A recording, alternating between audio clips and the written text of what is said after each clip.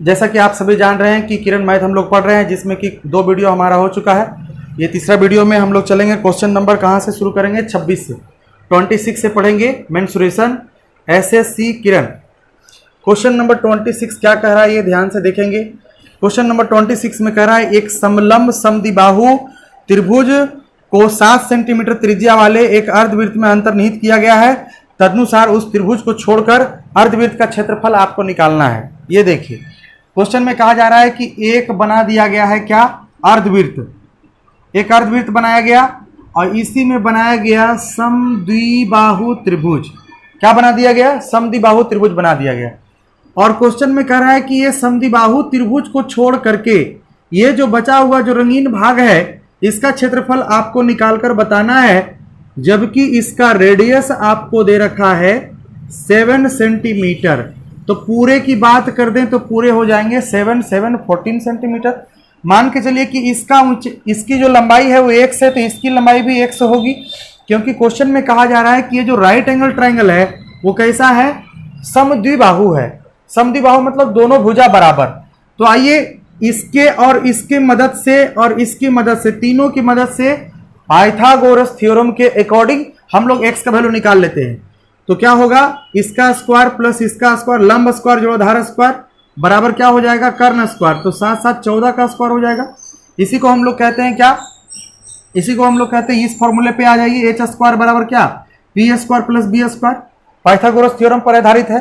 तो x square कितना बन गया? ये 2x स्क्वायर बराबर 196। यहां से काटेंगे X square is equal to 98 आ जाएगा। x is equal to under root 98 आएगा, और 98 को हम लोग लिख सकते हैं 49 इंटू 2। क्या लिखा जा सकता है? 49 इंटू 2। 49 का आ जाएगा 7 और ये हो गया आपका √2। तो इस प्रकार से देखा जाए कि x का वैल्यू हमें फाइंड हो गया। x का वैल्यू फाइंड हो गया तो अब एरिया ऑफ ट्रायंगल निकालेंगे। अगर हमको सैडेड रीजन निकालना है, छायांकित भाग, अगर मुझे सैडेड रीजन चाहिए तो उसके लिए दोस्तों क्या करेंगे? तो पूरे ये हाफ सर्कल का एरिया निकालेंगे। हाफ सर्कल 1/2 22/7, पाई का मान दे दिए 22/7, r स्क्वायर। तो r इसका 7 दिया हुआ है, 7 का स्क्वायर कितना हो जाएगा? 49। ये जो निकल के आया वो क्या निकल कर आया? अर्धवृत्त का क्षेत्रफल। और इसी अर्धवृत्त के क्षेत्रफल में हमें ट्रायंगल का क्षेत्रफल को घटा देना है। तो ट्रायंगल का एरिया 1/2 और इसका बेस कितना है? इसका बेस x था, तो बेस भी उतना ही आया, 7√2 इंटू 7√2 हो जाएगा। √2 गुना होकर 2 बनेगा और इस 2 को क्या कर देगा? काट देगा। यहां देखिए 7 से 7 टाइम में खत्म हो गया, 2 से 11 टाइम में ये कितना हो गया? 77। 77 में 7 7 जब 49 चला जाएगा। गौर करके देखिए 17 में से 9 गया 8, मतलब ये कितने बच जाएंगे? 28 सेंटीमीटर स्क्वायर इस सैडेड रीजन का एरिया हो गया।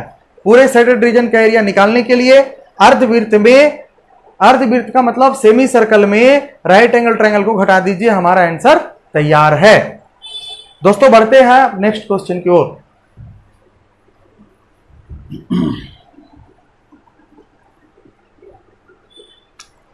आइए क्वेश्चन नंबर 27 क्या कह रहा है, ध्यान से देखेंगे। कहता है एबीसी एक समकोणिक त्रिभुज है जिसमें बी समकोण है। एबीसी क्या है? एक समकोणिक है। एबीसी इस प्रकार से ले लिए, ए ले लिए, ये बी हो गया और ये सी हो गया। एबीसी एक समकोणिक है जिसमें बी समकोण है। बीसी और एसी के मध्य बिंदु बी डैश ए डैश है। बहुत अच्छी बात है। बीसी का ये हो गया आपका बी डैश और इसका हो गया ए डैश।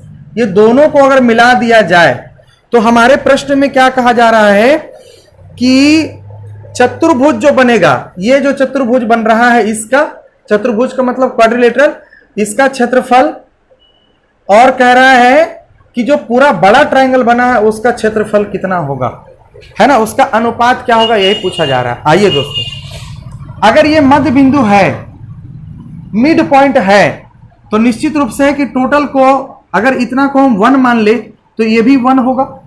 अगर मिड पॉइंट है तो इतना वैल्यू को 1 माने तो ये भी 1 होगा। अगर देखा जाए कि ये 1 है तो ये भी 1 है, पहली बात। दूसरी बात क्या है ये समझिए। दूसरी बात है कि एक ही एंगल पर ये दोनों ही ट्रायंगल बने हैं।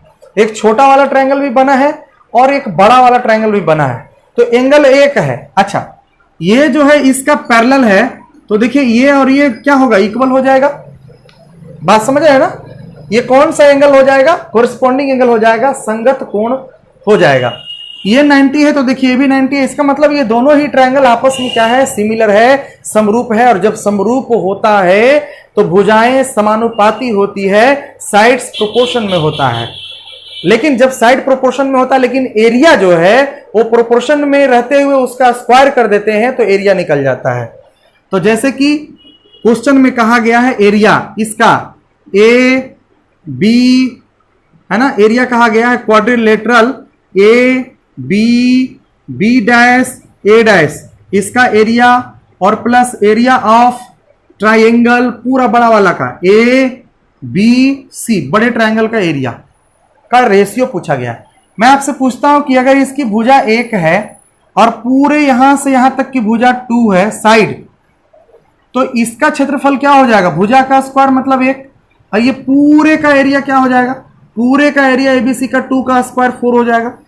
अगर पूरे का एरिया 4 में से अगर इस ट्रायंगल का एरिया 1 को माइनस कर दें तो क्या इसका एरिया 3 नहीं बचेगा?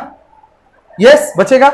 अब इसका एरिया 3, इसका एरिया 1, तो पूरे 4 हो गया। तो यहां हो जाएगा इसका एरिया 3 और इसका एरिया हो जाएगा 4। यही इस प्रश्न का उत्तर है। ठीक है, बढ़ते हैं नेक्स्ट क्वेश्चन की ओर दोस्तों।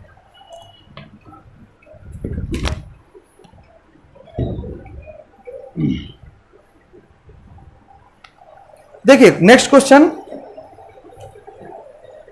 अब हमारा नेक्स्ट क्वेश्चन क्या रहा है? 28 नंबर सवाल। 28 नंबर में कहा रहा है कि उस त्रिभुज का क्षेत्रफल कितना होगा जिसका परिमाप 32 सेंटीमीटर है और एक भुजा 11 सेंटीमीटर है तथा शेष दोनों भुजाओं का अंतर 5 सेंटीमीटर है।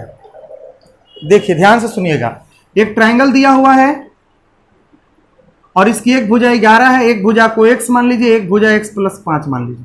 क्योंकि ये दोनों भुजाओं के जो अंतर है वो 5 होना चाहिए, माने एक अगर x है तो एक उससे 5 ज्यादा होना चाहिए, तभी ना अंतर 5 होगा। अभी तीनों को जोड़ने पर x कितना हो गया? 2x, 5 और 11 जोड़ने पर 16। इन सब का वैल्यू 32 दिया है, आपके क्वेश्चन में दिख रहा है स्क्रीन पर। यहाँ 2x बराबर क्या होगा? 16, चूंकि 16 जाकर उधर घट जाएगा। x का वैल्यू दोस्तों कितना निकल गया? 8। अगर ये 8 है तो ये कितना होगा? 13। 8 में 8 5 13। अब हीरोन के फॉर्मूला से इसका एरिया निकालेंगे। हीरोन का फॉर्मूला में क्या करते हैं? तीनों को जोड़ करके हाफ करते हैं, और ये 32 तो ऑलरेडी दिया है, तो 32 का हाफ कितना हो गया? 16। तो हीरोन का फॉर्मूला से एरिया जब निकालेंगे तो रूट अंडर पहले लिखेंगे 16, और इसी 16 में 8 को घटाएंगे तो 8, इसी 16 में 13 को घटाएंगे तो 3, इसी 16 में 11 को घटाएंगे तो कितना होगा? 5। यहाँ ये इसका तो निकल जाएगा 4 बाहर। 8 का भी आप लिख सकते हैं 4 × 2, तो इसका 4 का भी निकल जाएगा ×2। अंदर में बच गया दोस्तों 2 × 6 पंचे कितना? 30। यानी इस प्रश्न का उत्तर हो जाएगा 8√30 सेंटीमीटर, 8√30 सेंटीमीटर स्क्वायर, अगर डाटा सेंटीमीटर में दिया है तो दोस्तों मैं उम्मीद करता हूं कि आप समझ गए होंगे इस चीज को। बढ़ते हैं अब अगले सवालों की ओर। देखिए 29 नंबर सवाल में 29 नंबर क्वेश्चन में क्या कहा जा रहा है दोस्तों? बहुत ही बेहतरीन सवाल है ये। कह रहा है कि एक त्रिभुजाकार खेत की 3 भुजाओं की लंबाई 15, 20, 25 मीटर है। तदनुसार उसमें 5 रुपये प्रति वर्ग मीटर की दर पर बीज बोने की लागत की गणना करना है। 15, 20, 25 दिया है। ध्यान से समझिएगा, एक राइट एंगल ट्रायंगल है ना। अब हम जानेंगे कैसे कि राइट एंगल ट्रायंगल है। मैं कैसे पता कर सकता हूं? बहुत ही वेरी सिंपल है। मुझे क्वेश्चन पढ़ने से पता चल गया कि राइट एंगल ट्रायंगल है, समकोण त्रिभुज है। समकोण त्रिभुज है तो लंब होगा, आधार होगा, कर्ण होगा। बोलिए कैसे पता चला? ये 15 लिखा हुआ है, ये 20 पता लिखा हुआ है, ये 25। आप भी इससे पता कर सकते हैं, क्योंकि 5 से इसको काट दीजिए, काटने के बाद पता चलेगा। 5 दिया 15, 5 से इसको 4 बार में 5 5 जा 25, 3 4 5। बताइए ट्रिपलेट है कि नहीं? ट्रिपलेट है कि नहीं? 3 का स्क्वायर 9, 4 का स्क्वायर 16, 16 9 25, इधर 5 का स्क्वायर 25, दोनों LHS RHS बराबर, मतलब ये ट्रिपलेट है। तो ट्रिपलेट है तो इसका मतलब ये 15 होगा और ये कितना होगा? 20, और ये होगा आपका 25। एरिया निकालेंगे दोस्तों, तो एरिया बराबर क्या होगा? 1/2। बेस कितना है इसका? 20, और ऊंचाई कितना है? 15। तो ये इसका एरिया निकल गया। लेकिन कुल खर्च निकालेंगे तो यही इसी लाइन में हम खर्च लिख देंगे, कितना एक्सपेंस हुआ। तो इतना एरिया में 5 रुपए के हिसाब से लगाना है बीज, तो 5 से इसको और मल्टीप्लाई कीजिए 5 से, आंसर आपका तैयार है। 15 दे हैं 150, 15 पचे 75, 750 रुपया आपको इसमें खर्च लगेगा। यही इस प्रश्न का उत्तर हो गया। ठीक है, चलो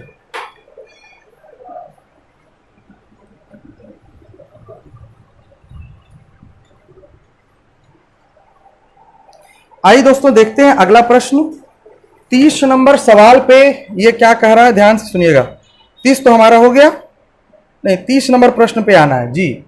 30 नंबर क्वेश्चन में ये कहा जा रहा है एक समबाहु त्रिभुज की ऊंचाई 15 सेंटीमीटर है, तदनुसार उसका क्षेत्रफल निकालना है। हम लोग जानते हैं समबाहु त्रिभुज सभी भुजा आपस में क्या होती है, बराबर होता है। सभी भुजा आपस में बराबर होता है। इसकी ऊंचाई बराबर फॉर्मूला होता है √3/2 इंटू ए, और यही दिया है आपका 15। अगर ए निकालेंगे 2 जाके मल्टीप्लाई होगा, 30/√3 आएगा। एरिया निकालने की बात हो तो एरिया बराबर फॉर्मूला √3/4 इंटू भुजा का स्क्वायर। तो इसका हम √3 का करेंगे होल स्क्वायर, अर्थात √3/4 इंटू 3 कितना होगा 900, और ये स्क्वायर रूट कट जाएगा, ये बन जाएगा दोस्तों 3 से इसको काट देंगे तो 300, और इसको उड़ा देंगे तो 75 बार में, यानी आंसर आपका हो गया 75√3 सेंटीमीटर स्क्वायर। तो मैं उम्मीद करता हूं कि आप सही तरीके से इस चीज को समझ पाए होंगे। बढ़ते हैं अगले सवाल की ओर।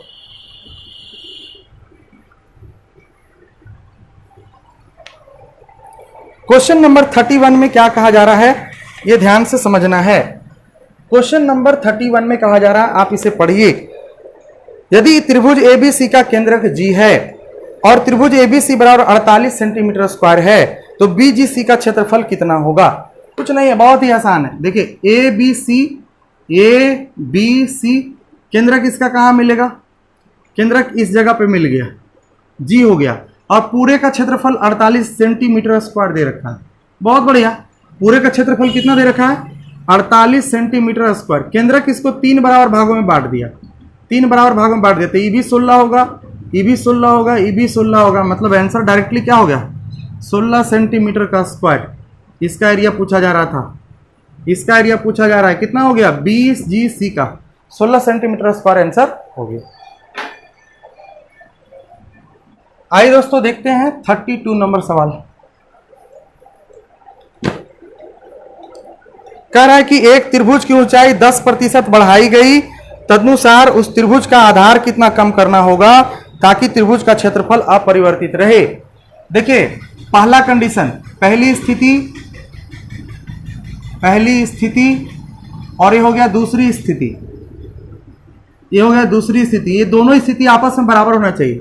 एरिया कितना होता है हाफ इंटू बेस, बेस को बॉक्स बनाइए, और ऊंचाई कितना था जरा बताइए। तो 10% बढ़ाया ना भाई, 10% का फ्रैक्शन वैल्यू कितना 1/10, मैंने पहले 10 था, अब दूसरी बार में 1/10। इस बॉक्स को वैसे बना लीजिए, और ऊंचाई कितना हो जाएगा 11, चूंकि 10 में 1 जुड़ेगा तो 11 हो जाएगा। एक बात मुझे बताइए, ये 1/2 तो कॉमन कट गया। अगर इन दोनों को बराबर करना है, पहले तो बराबर हो जाए, बराबर करने के लिए क्या करना पड़ेगा, यहां 10 है यहां 11 है, तो आपको नहीं लग रहा है कि ये जो बी है, जो बेस है, ये दोनों जगह इस बेस के स्थान पे अगर 11 रख दें तो 11 गुने 10 होकर के 110 हो जाएगा। यहां पर बेस में आपको नहीं लग रहा है कि 10 रख दे, बोलिए तो हाँ 10 रख दे, तभी तो 11 दहें 110 हो जाएगा।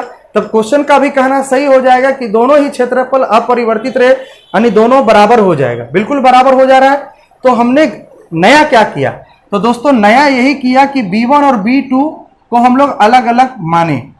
B1 के केस में 11 था, अब B2 के केस में दोस्तों ये 10 था। मैंने कितना कम किया आप ही बताओ, 1 कम किया। किस में कम किया, कम करने का सिलसिला 11 में हुआ, नीचे 11 होगा गुने कितना 100, यानी 11 को 9 बार, 11 9 99 और 100। यही इस प्रश्न का उत्तर हो गया दोस्तों। तो मैं उम्मीद करता हूं कि सारा कॉन्सेप्ट आपका क्लियर हो गया। ठीक है, चलो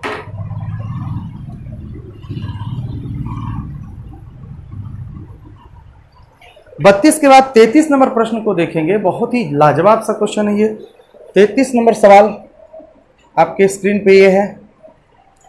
कह रहा है शीर्ष से किसी त्रिभुज की सम्मुख भुजाओं पर खींचे गए लंब एक बिंदु पर मिलते हैं, जिस बिंदु का क्या नाम है, जा। अरे शीर्ष से देखिए ये शीर्ष हो गया, यहां से इस पर लंब खींच दिया, ये शीर्ष हो गया, यहां से लंब खींच दिया, ये शीर्ष हो गया, यहां से लंब खींच गया। तो ये जो बिंदु मिला इसको क्या बोलेंगे? तो इसको बोलेंगे दोस्तों लंब केंद्र। क्या बोलेंगे? लंब केंद्र। बस हो गया आंसर। चलिए नेक्स्ट क्वेश्चन की ओर। 34 नंबर प्रश्न को देखिए। 34 नंबर प्रश्न क्या कह रहा है? 34 नंबर में कह रहा है कि एबीसी एक समद्विबाहु समकोण त्रिभुज है जिसका कोण 20 समकोण है। बहुत अच्छी बात है। 34 नंबर सवाल पे ध्यान देंगे। ये दिया गया है, इसका ए है, ये आपका बी है और ये आपका सी है। क्वेश्चन में कहा जा रहा है कि बी 90 डिग्री है, उसकी भुजा एसी तथा एबी पर दो समबाहु त्रिभुज एसीडी तथा एबीई बनाए गए हैं। क्या बनाया गया है? दो त्रिभुज एसीडी एबीई बनाया गया है। तदनुसार एबीई और एसीडी को का क्षेत्रफल का आपको क्या निकालना है? अनुपात निकालना है। बहुत ही अच्छा है, ध्यान से देखिएगा। अब यहां से एक समबाहु त्रिभुज बना दिया गया इस पर भी, और यहां से एक समबाहु त्रिभुज बना दिया गया इस पर भी। ध्यान से समझना, अगर ये दोनों आपस में इक्वल है, बता रहा है क्वेश्चन में, है ना, इक्वल है, तो भाई मेरे अगर इसको 1 यूनिट मानते हैं, इसको भी 1 यूनिट मानते हैं, तो ये कितना बन जाएगा? √2 यूनिट बन जाएगा। क्योंकि हम लोग जानते हैं कि अगर ये h निकालेंगे तो h बराबर होता है p² + b² बराबर h²।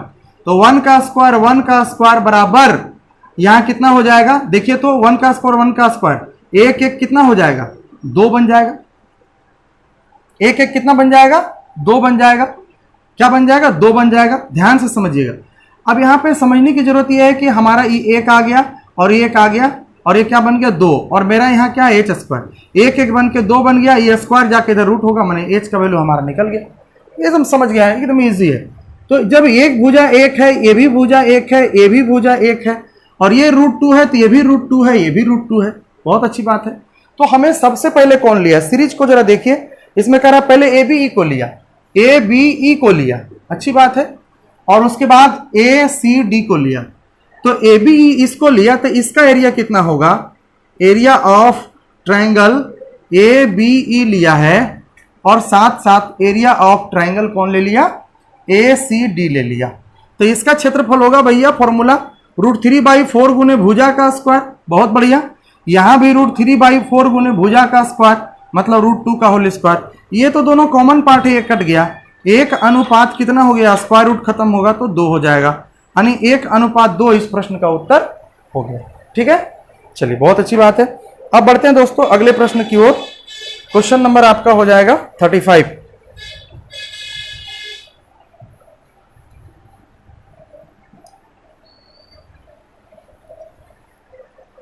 क्वेश्चन नंबर ये हो गया आपका 35 स्क्रीन पे। क्या कह रहा है कि एक समद्विबाहु त्रिभुज का परिमाप 544 दिया गया है और इसकी प्रत्येक समान भुजा उसके आधार का 5/6 गुना है। तदनुसार उस त्रिभुज का क्षेत्रफल निकालना है। ये वेरी सिंपल है, ध्यान से देखिए और समझिएगा। एक ट्रायंगल आपका दिया हुआ है, देखिए एक ट्रायंगल आपका दिया इस प्रकार से, है ना, और ये समद्विबाहु है। अगर इसको x मानते हैं तो ये हो जाएगा 5x/6। कितना है? 5x/6। ये भी हो जाएगा आपका 5x/6। तीनों को जोड़ दीजिए, 5x/6। आइए यहां से देखिए, 5x/6 हो गया, प्लस 5x/6 हो गया, प्लस x/1 हो गया, तो ये 544 आता है, जो कि आपको क्वेश्चन में दिख रहा है। यहां से देखिए सबका एलसीएम लेंगे तो 6, यहां हो जाएगा 5 5 कितना 10x, और ये 6 कम 6 6 10 6 16x हो जाएगा। डायरेक्टली 16x बराबर कितना हो जाएगा? 544। 4 से इसको हम काट सकते हैं, 13 चौके 52 हो जाएगा, 6 चौक 24। 4 से इसको भी काट सकते हैं, 4 चौक 16। 4 से फिर इसको भी काटिए, 4 तिया 12, 4 चौक 16, यानी x का जो वैल्यू हो गया वो 34 × 6 हो गया। हमारे पास x का वैल्यू निकल गया, x का वैल्यू निकल गया। ध्यान से समझिएगा। अब यहां से अगर इसका एक परपेंडिकुलर खींच दिया जाए, तो एक बात मैं आपसे कहना चाहता हूं कि समद्विबाहु त्रिभुज में अगर आप शीर्ष से लंब खींचते हैं ना, तो आधार को 2 भागों में बांट देता है। 2 भागों में बांट देता है, तो पहले ये दोनों मल्टीप्लाई कर लो, 6 चौक 24, 6 तिया 18 2 20, 204 आया, मतलब ये कितना होगा? 102 हो जाएगा। अगर ये 102 है और ये भुजा आपका कितना है, तो 5/6 गुने x का मान हमारा 204। इसको 6 से काटिए, 6 तिया 18, 6 चौक 24, 4 तिया 4 पंचे 20 और 5 तिया 15, 2 17, 170, 34 बचे कितना हो गया 170, मतलब ये वाली जो भुजा है 170 है। पाइथागोरस थ्योरम से इसकी ऊंचाई हम लोग निकाल सकते हैं। ये ऊंचाई बराबर क्या होगा दोस्तों, रूट अंडर 170 का स्क्वायर, 170 का होल स्क्वायर, और घटाव कितना होगा 102 का होल स्क्वायर। एच का वैल्यू देखा जाए तो 17 का होता है 28900 हो जाएगा, और 102 का हो जाएगा कितना 2 दूनी 4, और ये हो जाएगा 104। अब इसमें से हम लोग क्या करेंगे, माइनस कर देंगे।